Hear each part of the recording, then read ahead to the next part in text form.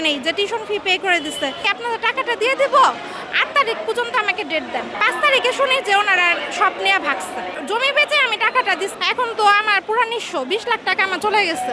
আমি আমার 2 বাচ্চার জন্য স্কুলিং ভিসার জন্য জাস্টার্ট এডুকেশনের থেকে আমি কাউসার ওনার নাম, আমার কনসালটেন্ট, ওনার সাথে কথা বলি। তো আমি ফেসবুকের মাধ্যমে ওনাদের যোগাযোগ করি ওনাদের সাথে। তো বললো যে টিউশন ফি আগে পে করতে হবে।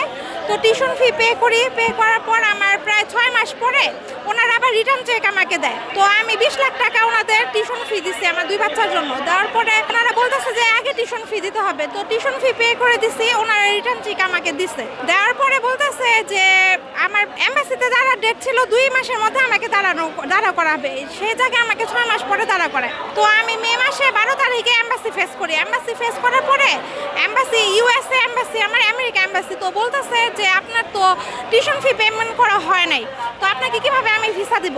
তো আমরা বললাম যে আমরা তো টিউশন ফি পে করে দিছি।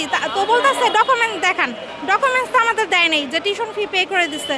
তো আমরা এসে বললাম যে আমাদের তো ডকুমেন্ট দেননি, আমি ভিসাও পাইলাম না।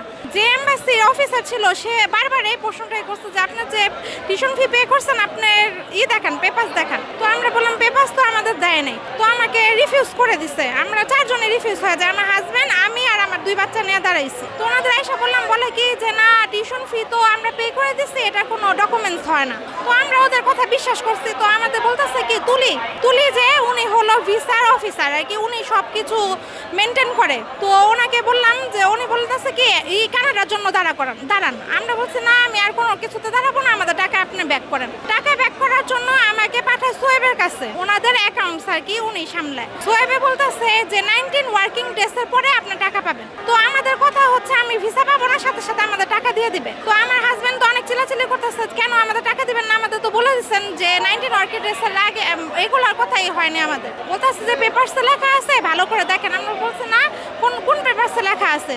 তাও আমরা আমাদের রিফান্ড পেপারে সিগনেচার করানোর পরে আমার হাজবেন্ড এরকম চাপ দেয় যে আমাদের টাকা দেন।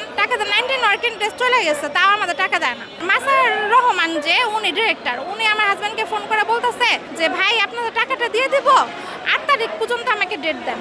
তো আমার হাজবেন্ড বলতেছে থাক, এতদিন তো ডেট দিছি, 8 তারিখ পর্যন্ত ডেট দিই। 5 তারিখে শুনি যে ওনারা সব নিয়ে ভাগছে। মূলত আমাদের টাকা চাচ্ছি, আমাদের প্রধানমন্ত্রীর কাছে আকুল আবেদন যে আমাদের টাকাটা যাতে ওরা দিয়ে দেয়, এই ব্যবস্থা করে দেয়। আমার 20 লাখ টাকা আমার জমি বেচে আমি টাকাটা দিছি, 1 সপ্তাহের মধ্যে আমাদের টাকা নিচ্ছে।